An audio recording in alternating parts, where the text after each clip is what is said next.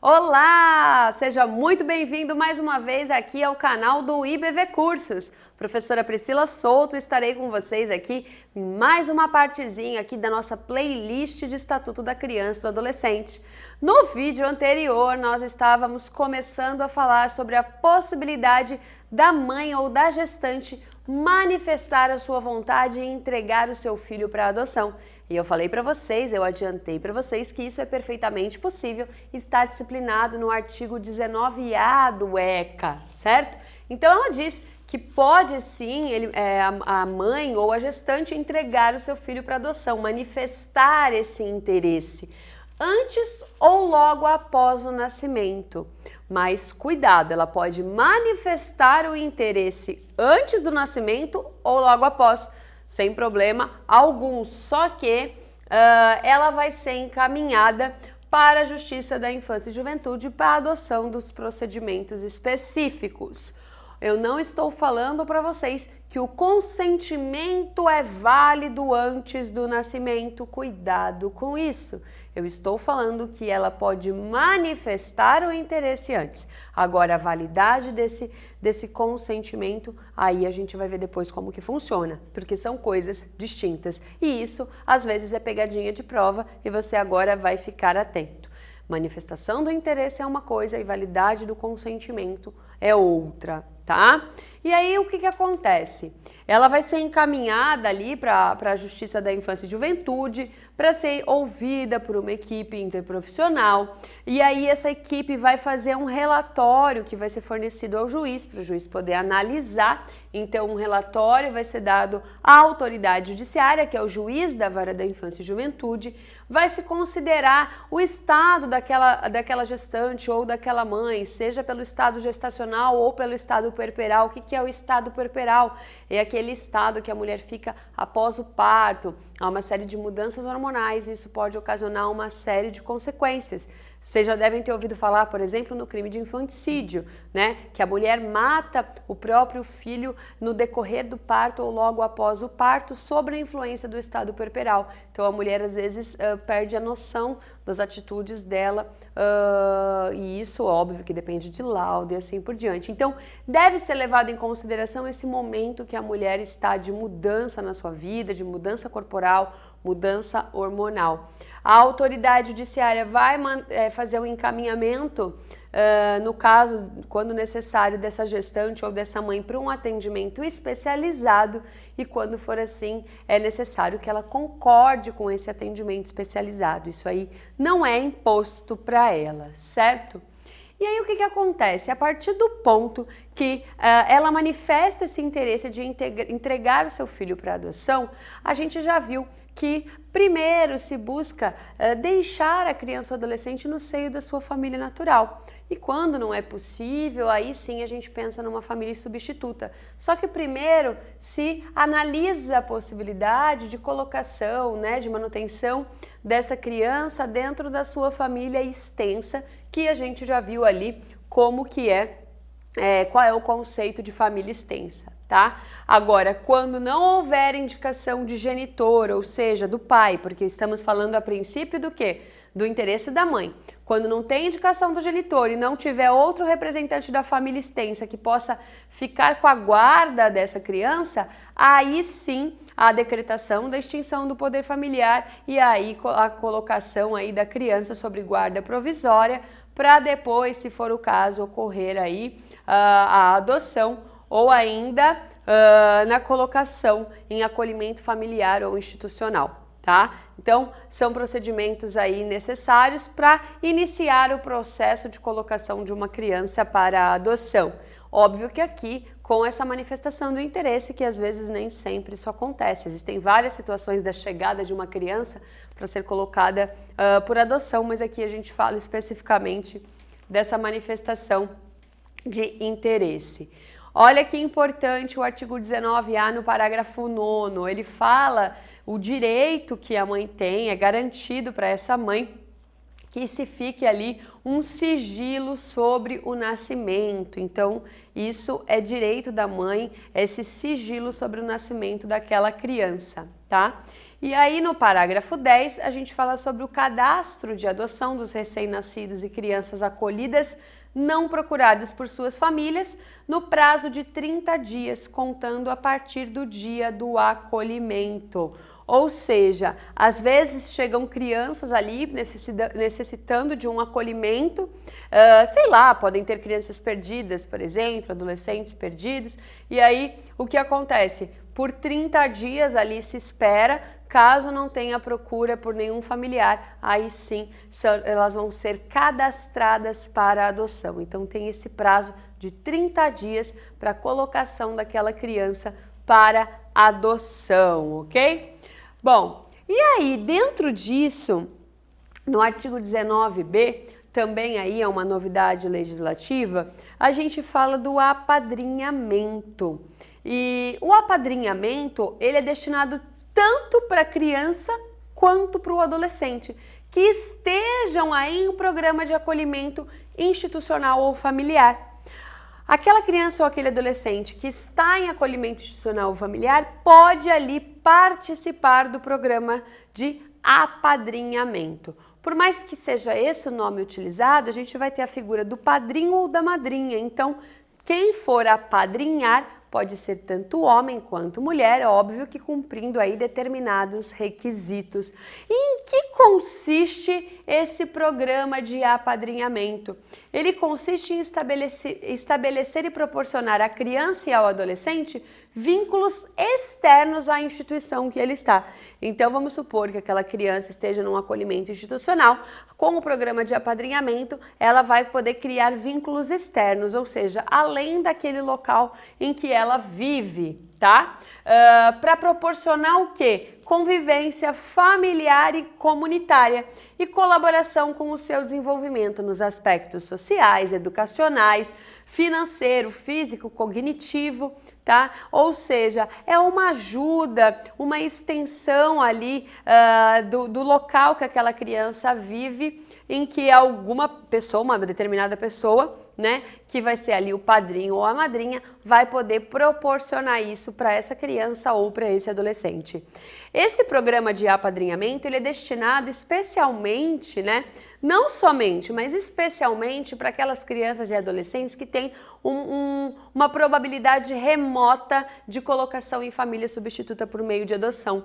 A gente fala em adoção, a gente vê hoje muitos casais buscando, muitas pessoas buscando adoção, tem todo um processo extremamente burocrático, mas do outro lado a gente tem muitas crianças e adolescentes buscando uma família para que possam ali ser adotados, mas aquelas crianças e aqueles adolescentes muitas vezes têm chances remotas, seja por conta da idade, porque as pessoas às vezes querem crianças menores, enfim, tem uma série de fatores. Tem também o fator dos irmãos, que sempre se busca permanecer ali aquele vínculo familiar entre os irmãos e não separá-los. Por exemplo, um vai ser adotado por uma família e outro para outra. E aí essas crianças muitas vezes, sei lá, são 4 irmãos. Às vezes é difícil encontrar uma família que esteja disposta a adotar 4 crianças de uma vez. Enfim, então existem uma série de fatores que trazem uma dificuldade para a adoção de determinadas crianças. Então, o programa de apadrinhamento serve não só para elas, mas o foco principal são nessas crianças e adolescentes com essa chance aí remota de adoção, certo? Uma coisa que é importante a gente saber, quem pode ser padrinho ou madrinha, e a lei traz alguns requisitos, que deve ser maior de 18 anos. Essas pessoas não podem estar inscritas no cadastro de adoção, ou seja, elas não podem ter interesse aí em adotar. E também devem cumprir aí alguns requisitos exigidos pelo programa de apadrinhamento, e aí vai depender ali do programa de apadrinhamento que estiver regulado naquele local, tá? Outro ponto, pessoa jurídica pode ser padrinho ou madrinha, e aí eu digo para vocês que pode sim ser padrinho ou madrinha. Nós vamos falar agora um pouquinho do poder familiar, que muito antigamente, talvez não muito antigamente assim, mas antigamente a gente falava em pátrio poder. E aí foi alterada essa nomenclatura e hoje a gente fala em poder familiar. Quando se falava em pátrio poder, era muito ligado ao pai, ao homem, né, que era colocado ali, né, como o varão da família, aquela coisa toda. E hoje em dia há uma igualdade entre o homem e a mulher, uma igualdade entre direitos, entre obrigações dentro do seio familiar. Então, tanto a mãe quanto o pai, ou seja lá, 2 pais, 2 mães, enfim, eles vão ter ali essa divisão igual de direitos e obrigações com relação à educação, à criação dos seus filhos. E quando a gente fala aí em poder familiar, é algo muito relevante, principalmente dentro do acolhimento, da educação e criação dos filhos. E isso está lá no artigo 21, que a gente vê exatamente o que eu expliquei para vocês com relação à igualdade de exercício do poder familiar entre o pai e a mãe. E aí quem regulamenta, na verdade, de forma mais minuciosa o exercício do poder familiar, como que funciona, como não funciona, em que situações que ocorre a perda ou suspensão do poder familiar, é o Código Civil. O ECA traz alguns aspectos, mas a forma mais aprofundada, de fato, é o Código Civil de 2002, que vai regulamentar. Dentro dessa igualdade de exercício do poder familiar entre o pai e a mãe, muitas vezes os pais divergem, né? Principalmente quando os pais são separados, enfim. Aí a mãe fala uma coisa, o pai diz outra, um acha que é melhor para o filho isso, o outro acha que é aquilo, e aí quando tem esse tipo de conflito, esse tipo de discordância, quem vai decidir? O pai ou a mãe? Nenhum dos dois. Nesse caso, a gente vai para o Poder Judiciário e quem vai decidir, de acordo com o melhor interesse da criança e do adolescente, é o magistrado, é o juiz. Para a gente não importa o melhor interesse do pai ou o melhor interesse da mãe. A gente está diante da doutrina da proteção integral, o princípio do melhor interesse da criança e do adolescente. Então, sempre o interesse da criança e do adolescente vai prevalecer, tá? Então, é muito importante aí termos noção com relação a isso do poder familiar. E o poder familiar, ele além de várias outras coisas, né, como eu falei para vocês, que é regulado pelo Código Civil, ele tem aqui o dever de sustento, de guarda, de educação dos filhos menores, cabendo-lhes ainda no interesse destes a obrigação de cumprir e fazer cumprir as determinações judiciais. Então aqui o artigo 22, ele traz vários aspectos que fazem parte desse poder familiar exercido aí em igualdade entre o pai e a mãe.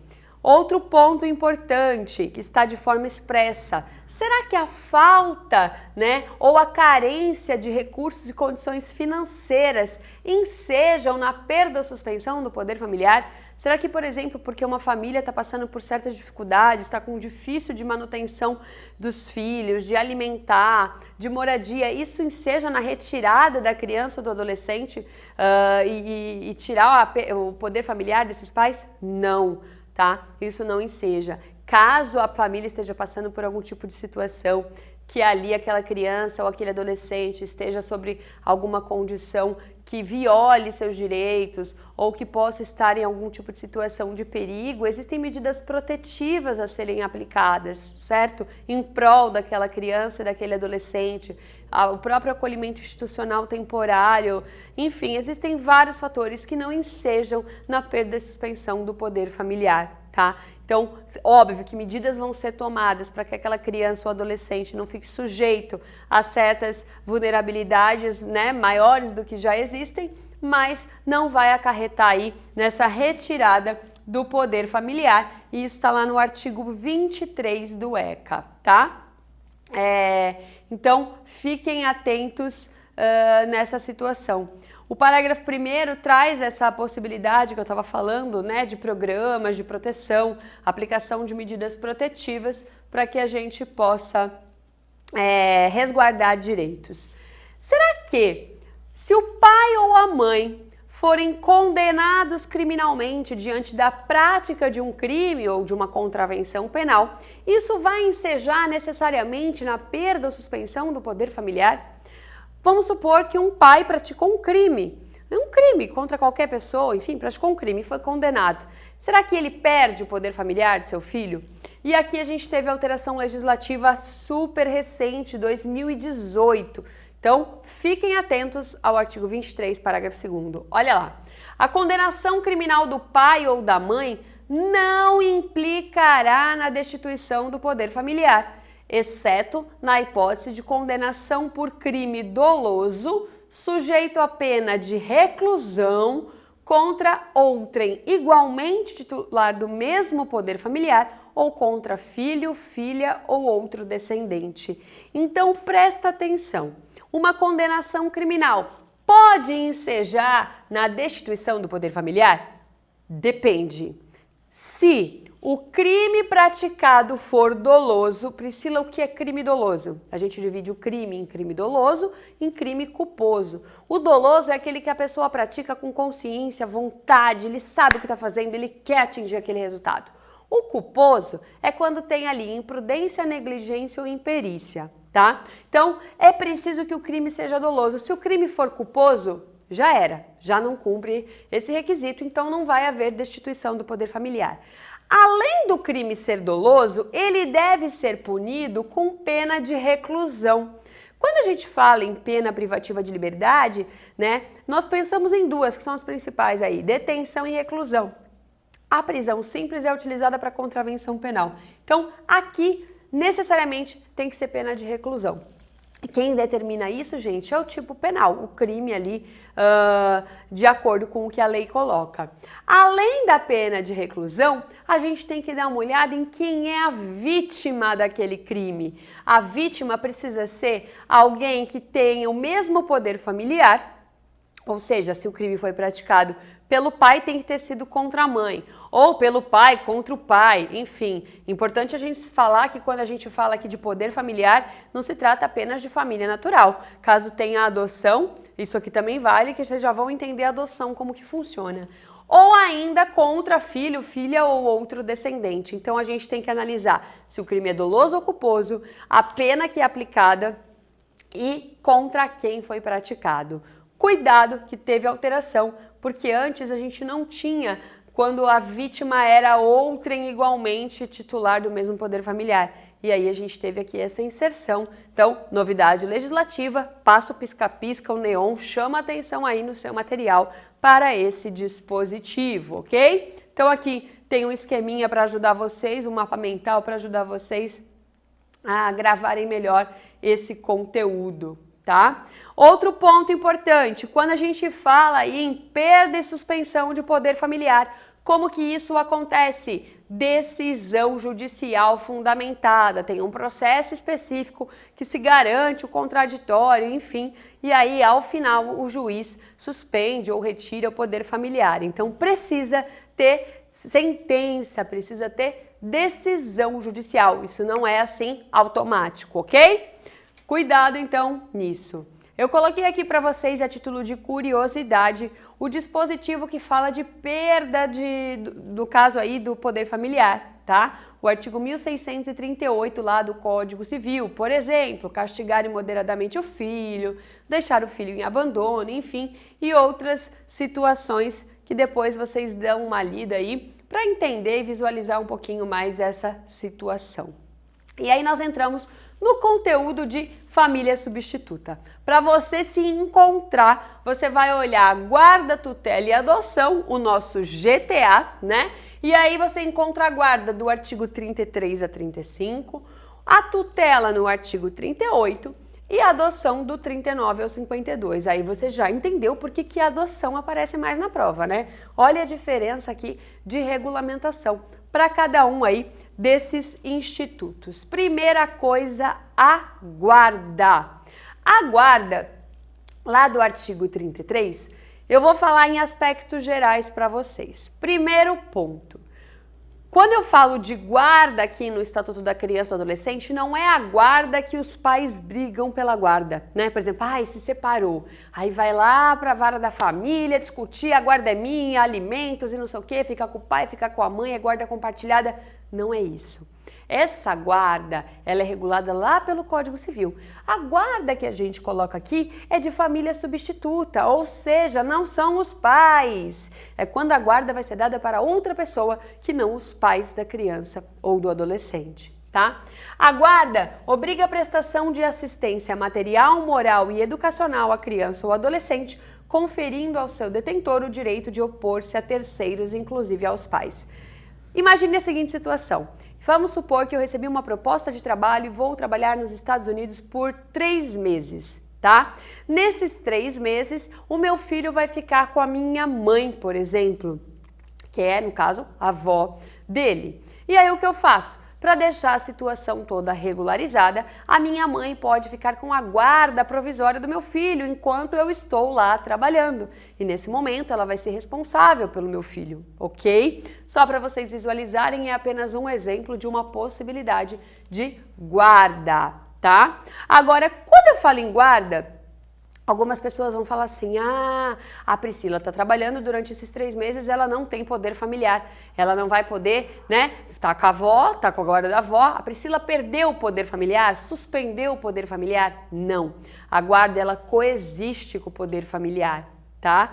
Grava isso, a guarda coexiste com o poder familiar. Então, em linhas gerais aí, quais são os aspectos mais importantes da guarda? Assistência material, moral e educacional. Ela é revogável a qualquer tempo, então não é algo definitivo, tá bom, gente? Convive com o poder familiar, ou seja, não há perda, não há suspensão do poder familiar e regulariza a posse de fato. Eu poderia muito bem ir viajar e deixar meu filho com a minha mãe, simples assim, né? Mas se eu quiser deixar tudo certinho, eu regularizo a posse que minha mãe vai ter sobre meu filho, deixo tudo documentado e ela fica com a guarda do meu filho. Eu retornando, a gente pode revogar e aí volta tudo ao normal, certo? Bom, da guarda a gente vai para a tutela. A tutela, eu sempre brinco que é a guarda com um plus. Por quê? A tutela, ela traz tudo que tem na guarda. Assistência que a gente viu, moral, educacional, financeira, tudo que tem na guarda tem na tutela. Só que na tutela a gente ainda tem esse plus. O que é? A administração dos bens, tá? Então, a tutela, ela necessariamente vai trazer a guarda junto e tem esse plus. Só que, gente, a tutela, ela vai ter aí uma situação bem diferente. Se na guarda não implicava na perda do poder familiar, a tutela a gente tem que ter ali perda do poder familiar. Não coexiste tutela com poder familiar. Vamos supor, o pai morreu, com a morte, o poder familiar também acaba. Mas a mãe tem o poder familiar, não vai ter tutela, tá? Porque a mãe vai cuidar de tudo. Então, a gente não pode ter nenhum poder familiar vigente para ser decretada ali a tutela, tá? Outro ponto, ela é deferida para pessoas de até 18 anos incompletos. Quando a pessoa atinge 18 anos, acaba a tutela, tá? E olha lá o que eu falei para vocês com relação ao poder familiar no parágrafo único do artigo 36. Então, para que a gente tenha a tutela, necessariamente vai ter que ter decretação de perda ou suspensão do poder familiar. A tutela não coexiste com aí o poder familiar, tá? E olha lá o que eu falei, que a guarda com um plus implica necessariamente o dever de guarda. Então, aqui nós temos essas situações em que tem a mesma assistência, mas aqui tem a administração dos bens, também é revogável a qualquer tempo, mas pressupõe a perda do poder familiar. Bom, agora para finalizar, a gente vai entrar na adoção, né? E como eu disse para vocês, a adoção é o ponto aí que a gente mais tem que conversar. Primeira coisa, gente, a adoção é a medida mais drástica de colocação da criança ou adolescente em família substituta, tá? Por quê? Se a guarda e a tutela são revogáveis a qualquer tempo, a adoção, ela é irrevogável. A partir do ponto que eu fiz a adoção, eu tenho uma sentença que decreta a adoção, já era, tá? Não tem como eu deixar de ser filho. Por exemplo, eu nasci, sou filha da minha mãe e do meu pai. Eu tenho como deixar de ser filho deles a título biológico, a título sanguíneo? Não, esse vínculo sanguíneo vai existir. Eu posso cortar em termos de relação social, de convívio, de poder familiar, mas o vínculo sanguíneo tá ali, gente. A adoção é como se eu criasse um novo vínculo sanguíneo, tá? Ela é irrevogável, não tem como modificar. E por isso que a gente fala que ela é um pouco mais drástica. Olha lá o que diz o artigo 39. A adoção de criança e adolescente reger-se-á segundo disposto nesta lei. E ela é medida excepcional e irrevogável, a qual se deve recorrer apenas quando esgotados os recursos de manutenção da criança e adolescente na sua família natural ou na sua família extensa. A família extensa é uma segunda opção, tá? Na forma do parágrafo único do artigo 25 dessa lei. Então, aqui ela é excepcional e irrevogável, e ela justamente é excepcional por ser irrevogável. Não tem como modificar a partir do ponto aí que ela for realizada. Bom, aqui eu trago uma dica para vocês. Palavra Pepsi. O que é isso? Vamos dizer que são as características da adoção. E aí, a palavra Pepsi, a gente vai tirar, né, a primeira letra de cada característica.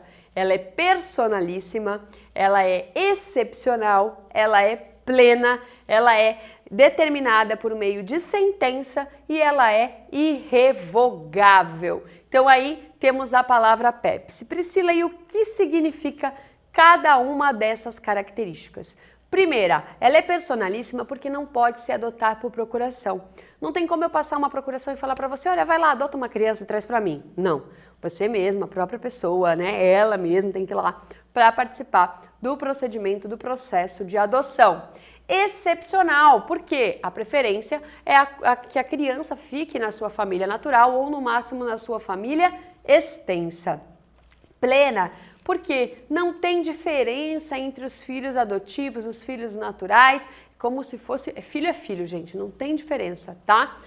É por meio de sentença, a gente precisa da sentença judicial para decretação ali, para fazer nascer esse vínculo, né, esse novo vínculo familiar, e ela é irrevogável, por quê? A partir do ponto que ela é feita, não muda. Filho adotado é filho, não tem como você quebrar isso. Mas pode acontecer a destituição do poder familiar? Pode, assim como acontece com um vínculo sanguíneo. Então, é igual. Mas, por exemplo, e se o pai adotivo praticar um crime contra o filho? Vai desfazer a adoção? Não, você vai simplesmente destituir o poder familiar, mas desfazer a adoção, não, tá? Então, fiquem atentos nessas características que são bastante importantes. Alguns requisitos que você deve ter atenção.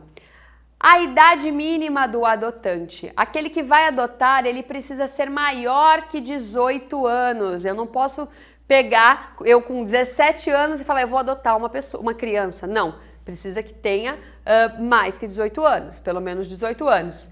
Aqui eu te chamo a atenção, cuidado para a idade mínima para compor o conselho tutelar. Tem gente que confunde. Lá o conselho tutelar, a pessoa para ser conselheiro tutelar tem que ter 21 anos. É diferente da adoção, a adoção tem que ter 18, tá? Só que tem um porém, tem que ter uma diferença de idade de 16 anos entre o adotante e o adotado.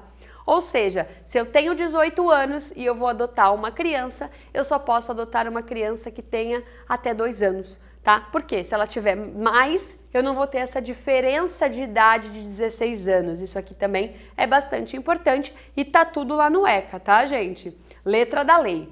Outras vedações com relação à adoção. Não pode adotar por procuração, isso nós já vimos que é a característica dela ser personalíssima. Os irmãos não podem se adotar. Outra coisa, ascendente não pode adotar descendentes, os avós não podem adotar os netos. Tutor e curador pode adotar, mas primeiro ele precisa prestar contas da tutela e da curatela e saldar o seu alcance. O que é prestar contas? A tutela e a curatela envolve aí a administração dos bens, tá? Então, por isso que tem que ter tem que prestar essas contas para depois pensar na possibilidade de adoção. Que mais que a gente precisa falar? Consentimento. O consentimento dos pais ou do representante de que vai ser adotado, ele é necessário. Óbvio que se o pai ou a mãe, enfim, tiver morrido, né, ou tenham sido destituídos do poder familiar, esse consentimento não vai ser necessário. Não tem como você pegar consentimento de um morto e nem daquele que não tem mais poder sobre a criança ou adolescente. Então, nesse caso, o consentimento será dispensado. O parágrafo 2º fala com relação ao adotando, ou seja, aquele que vai ser adotado for maior de 12 anos, ou seja, já é um adolescente. Nesse caso, é necessário o seu consentimento. A lei não coloca de forma expressa a necessidade de consentimento da criança, mas sempre que possível, o consentimento da criança, né, a vontade da criança também deve ser levada em consideração, tá? Mas aqui a gente tem de forma expressa, então, a obrigatoriedade do consentimento do adolescente. Cuidado também com esse ponto. Bom, como que é feito aí, como que vai ser dado esse consentimento, né? Nós já vimos com relação à necessidade do consentimento, que é preciso. Conversamos sobre quando a mãe, ela se manifesta, né? Ela dá ali o interesse, mostra interesse na entrega da criança para adoção. Só que aqui a gente tem um procedimento específico para validação do consentimento. Vamos supor que o pai, a mãe, ou enfim, ambos, né? Porque às vezes o pai é desconhecido, só tá a mãe, enfim, fale que realmente quer colocar o seu filho para adoção. Simplesmente assim, ele chega lá e fala, olha, tá aqui, vou dar para adoção. Como que é feito isso? A gente tem que validar esse consentimento e aqui a gente tem o dispositivo que explica isso. E por que eu quero falar disso com vocês? Porque se vocês olharem aqui, olha a nossa legislação 2017, isso já caiu em prova da OAB, tem sido perguntado em concursos, então vamos ter atenção. Os pais concordaram ali na colocação da criança ou adolescente para adoção e aí nós vamos ter uma audiência que vai estar presente o MP. Aí vai ser ouvida as partes e as partes, no caso os pais, elas devem estar assistidas por advogado ou defensor, advogado constituído, defensor público, enfim, tem que ter alguém ali com capacidade técnica, com capacidade postulatória para defender esses pais, tá? E aí essa audiência vai ser justamente para analisar essa concordância de colocação da criança ou adolescente para adoção, tá? E o que acontece nessa audiência? Aí é que tá. Nessa audiência, eles vão poder ali, de fato, manifestar a sua livre vontade. O juiz vai olhar para ver, né, se realmente é o caso dessa situação de colocar a criança e o adolescente. Só que, olha aqui o X da questão. Eles vão fazer a audiência para verificar a concordância com a adoção no prazo máximo de 10 dias contados da data do protocolo da petição ou da entrega da criança em juízo. Ou seja, vamos supor que a mãe entregou a criança. Tem que fazer aqui no prazo máximo de 10 dias essa situação para o quê? Para que a gente valide esse consentimento, para que a gente tenha certeza que de fato é isso que se quer, né? E aí o que acontece? Vai ser declarado a extinção do poder familiar. Por quê? Para a gente colocar a criança para adoção é necessário que não exista mais poder familiar vigente, senão não há que se falar em colocação da criança para adoção. Só que, olha aqui, que é interessante, esse consentimento para ser dado, antes disso, é preciso que esses pais tenham passado por uma série de esclarecimentos. Então, a equipe multidisciplinar vai explicar, né, como que é, tudo certinho e assim por diante. O parágrafo 4º fala dessa necessidade, né, para retificação, para ser ratificado em audiência.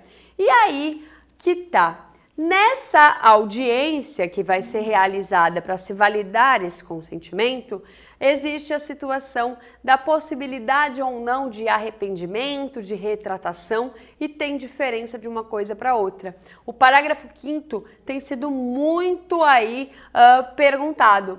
Olha lá, o consentimento é retratável até a data da realização da audiência especificada no parágrafo 1º. Lembra aquela audiência que vai ser para validar, para realmente ter certeza de que eles querem colocar a criança ou adolescente para adoção? Então, até a data daquela audiência, os pais ali, eles podem se retratar, né? Ou seja, não quero mais, tudo bem. Agora presta atenção que aqui é outra situação. Nós vimos lá no parágrafo 2º que depois da audiência, no caso, se estiver tudo ok, o juiz vai fazer o quê? Destituir do poder familiar. E aí aquela sentença vai destituir do poder familiar. Será que depois daquela decisão de destituição do poder familiar, eles podem voltar atrás? E aí que tá, os pais podem exercer o arrependimento no prazo de 10 dias, contados da sentença de extinção do poder familiar. Ele se retrata antes da sentença. Por quê? Porque não teve sentença ainda, não tem como você se arrepender de algo que ainda não teve decisão. Agora, arrependimento é depois da sentença, mas ele tem um prazo de 10 dias. Cuidado para você não confundir a retratação com o arrependimento, que normalmente é o que as bancas acabam brincando nesse tipo de questão. Eles misturam, eles colocam que o arrependimento é até a data da audiência, que a retratação é depois, enfim, não confundam esses dois institutos, porque eles acontecem em momentos distintos, tá? Bom, então aqui tá mais um esqueminha para vocês, né, trazendo aí pontualmente qual é o instituto que acontece em cada momento e cuidado também com o prazo do arrependimento. Por quê? Às vezes eles colocam 10 dias antes do trânsito em julgado, 10 dias depois do trânsito em julgado. Não, é 10 dias após a prolação da sentença. Aqui a gente não utiliza a expressão trânsito em julgado que às vezes as bancas costumam colocar para vocês. Estágio de convivência para adoção. É um período em que aquela criança que vai ser adotada ou aquele adolescente que vai ser adotado vai conviver com aquela família que está adotando, para ver se vai ter afinidade, se as coisas vão funcionar. Basicamente é isso. Aqui o que a gente tem? A necessidade é a regra, esse estágio de convivência, mas ele traz um prazo. Aqui, quando se trata de adoção nacional, ou seja, a criança, o adolescente vai permanecer no Brasil, os pais residem no Brasil, né, os pais adotivos aí residem no Brasil, a gente tem um prazo máximo de 90 dias. Não tem prazo mínimo e isso vai ser analisado de acordo com o caso concreto, de acordo com a idade da criança, com a necessidade daquelas pessoas ali em conviver por um determinado período. Então, a gente tem um prazo máximo de 90 dias. Pode ser dispensado? Pode ser dispensado. Caso aquela criança já estiver sob a tutela ou guarda legal, tá? E que a gente tem aí um tempo suficiente para avaliar se de fato há um vínculo de afinidade entre o adotante e o adotado, tá? Agora, estágio de convivência com relação a adotante estrangeiro, a gente tem um prazo mínimo de 30 dias e máximo de 45 e pode ser prorrogado. Cuidado! O estágio de convivência com relação aí a estrangeiro não vai ser realizado no estrangeiro. O estágio de convivência vai ser feito em território nacional, tá? É isso que diz aqui o parágrafo 5º, que também consta no material para vocês. O que é a adoção internacional? É quando aquela pessoa que vai adotar, ela tem a residência habitual fora do Brasil, né? Mais especificamente em país que faça parte da Convenção de Haia. E aí a gente fala que seria aí uma adoção internacional. A regra é que a gente pense na adoção nacional, tá? A adoção internacional só vai poder acontecer quando não tiver ali pretendentes residentes no Brasil para adotar aquela criança ou aquele adolescente que tenham um perfil compatível, né?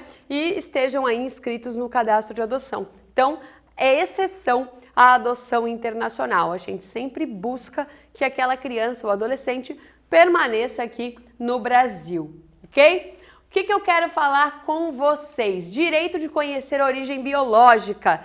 Depois que aquela criança ou adolescente é adotado, ele tem direito de saber que ele é adotado, de saber quem são seus pais? O artigo 48 fala que após completar 18 anos seria a regra dele poder conhecer, dele exercer esse seu direito. Mas o parágrafo único diz que antes dos 18 anos ele também pode sim ter esse conhecimento, mas deve ser assegurado orientação e assistência jurídica e psicológica, tá? Então a regra é que seja após os 18, né? Ou seja, ao completar 18 anos, mas antes disso também é garantido a ele, ok? Rapidamente vamos fechar aqui o nosso bloco para falar, eu vou trazer na verdade para vocês algo com relação à prevenção especial, porque a gente teve atualização legislativa com relação à autorização para viajar. Será que a criança ou adolescente pode viajar sozinho em território nacional, em território internacional? Como que funciona? Bom, o artigo 83 foi modificado, né? E aí a gente teve a inserção aqui do adolescente menor de 16 anos. Olha aqui, nenhuma criança ou adolescente menor de 16 anos poderá viajar para fora da comarca onde reside, desacompanhada dos pais ou dos responsáveis sem expressa autorização judicial. Então, qual é a regra? Que tenha autorização judicial para viagem desacompanhado dos pais ou do responsável. Só que existem exceções, como tudo no direito. Quais são essas exceções? Exceção a quê? A não ter necessidade dessa autorização judicial. Caso a gente esteja diante de uma comarca contígua da residência da criança ou do adolescente menor de 16 anos, na mesma unidade da federação ou incluída na mesma região metropolitana, nesse caso não precisa de autorização judicial. Por exemplo, aqui nós somos de Santos, o IBV está em Santos. Uma comarca contígua, que seria aqui muito fácil da gente visualizar, seria São Vicente. Então, Santos e São Vicente, não haveria essa necessidade de autorização judicial. Criança ou adolescente menor de 16 anos que estiver acompanhado de ascendente ou colateral maior até o 3º grau, comprovada por documento, então aqui não precisa de autorização, basta o documento para comprovar, ou pessoa maior, expressamente autorizado pelo pai ou mãe responsável. Então aqui, quem vai dar essa autorização é o pai ou a mãe. Então aí a gente não precisa de autorização judicial, ok? Cuidado aí que nós tivemos então essa autorização. O artigo 84 já fala de viagem ao exterior. Nesse caso, a autorização é dispensável, ou seja, não é preciso, né? Quando a gente fala aqui em autorização, a gente está falando da autorização judicial. Não vai ser preciso se a criança ou adolescente estiver acompanhado pelos dois, né? No caso, os dois, os pais, ou se ele estiver viajando na companhia de um deles com autorização expressa do outro. Hoje em dia, no próprio passaporte, a gente já consegue deixar isso regulamentado. Por exemplo, o meu filho, no passaporte dele, já está autorizado que ele pode viajar tanto comigo quanto com o pai. Então, nesse caso, não vai ser preciso essa autorização. Mas, nos casos em que não tiver assim, para poder sair, por exemplo, comigo, eu teria que ter uma autorização do pai dele, vai que eu queira fugir, né, com a criança, enfim, então tem todo esse resguardo, tá? Então fiquem atentos com isso. Agora, o 85 é bastante importante. Sem prévia e expressa autorização judicial, gente, aqui a autorização é judicial, não é dos pais, tá? Nenhuma criança ou adolescente nascido em território nacional poderá sair do país em companhia de estrangeiro residente ou domiciliado no exterior. Nesse caso, se a criança está indo com, seja uma pessoa, né, que seja lá, ele mora lá fora, não adianta o pai e a mãe autorizar, tá? Nesse caso, é preciso de autorização judicial. Vocês já escutaram falar de venda de criança e adolescente, né? Tem pais que vendem a criança e adolescente para ir morar fora, né? Porque pegam dinheiro, a criança vai. Então aqui é uma tentativa aí de coibir essa situação. Então precisa de autorização judicial, tá bom? Aí no material eu coloquei alguns resumos para vocês, eu espero que auxilie. Então, deem uma lida nessas situações que estão todas em conformidade com as nossas atualizações legislativas. Agora, rapidamente, eu quero passar alguns aspectos do Conselho Tutelar que vocês encontram do artigo 131 a 140 do ECA. O Conselho Tutelar, ele é um órgão permanente, autônomo, não jurisdicional e ele é municipal, tá? Então, é algo vinculado ao município. E ele para que ele serve? Ele é encarregado, gente, de zelar aí pelo cumprimento dos direitos da criança e do adolescente. Então, o Conselho Tutelar é que deve resguardar o cumprimento dos direitos e garantias da criança e do adolescente. Ele é permanente, tá? Como que ele é formado? Quem é que forma o conselho? Como que funciona aí essa situação? O que será que ele faz? Isso que eu expliquei para vocês está aí no artigo 131, tá? Não vou ler porque a gente já explicou tudo que fala nele. E aí aqui a gente tem a organização do Conselho Tutelar no 132. Como eu falei para vocês, é um órgão aí municipal, tá? E em cada município a gente vai ter pelo menos um Conselho Tutelar. Pode ter mais? Pode ter mais, mas no mínimo um conselho. Cada conselho vai ser formado por 5 membros, tá? E eles são escolhidos pela população por meio de votação. Eles se candidatam, a população vai lá e vota. Esse voto não é obrigatório, tá? Mas a população vai lá e vota para eleger quem serão os conselheiros.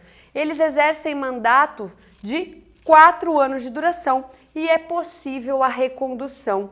Cuidado que isso aqui a gente também teve atualização, porque antes aqui era permitida pelo menos apenas uma recondução e agora fiquem aberto, é permitido que tenhamos aí mais reconduções à vaga aí de conselheiro tutelar.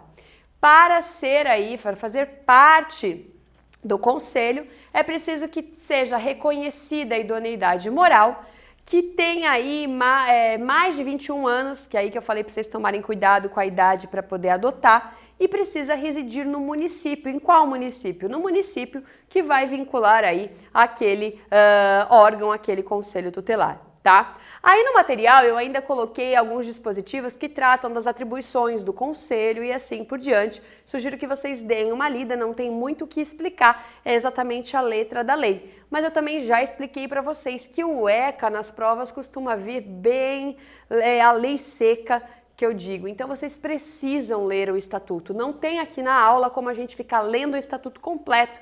Eu trago os pontos mais importantes, as explicações que eu entendo que talvez seja um pouco dificultoso de vocês visualizarem, mas vocês precisam estudar, tá? Leitura e treino de questão junto aqui com a nossa exposição, tenho certeza que vai te garantir as questões de ECA na prova. Então é isso, te aguardo aí nas nossas próximas aulas, acompanhe o canal aqui do IBV Curso, não se esqueça de se inscrever no canal e ativar o sininho. Até a próxima!